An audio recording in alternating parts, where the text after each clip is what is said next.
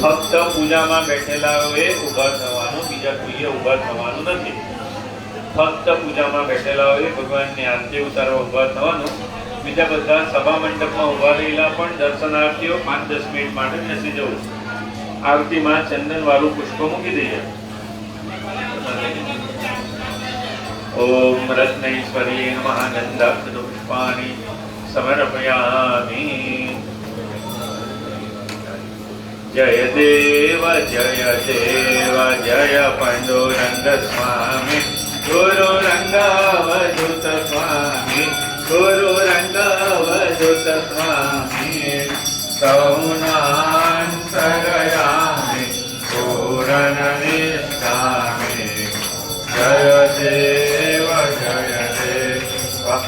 હરતિ પ્રેમે ઉતાર ગુરુ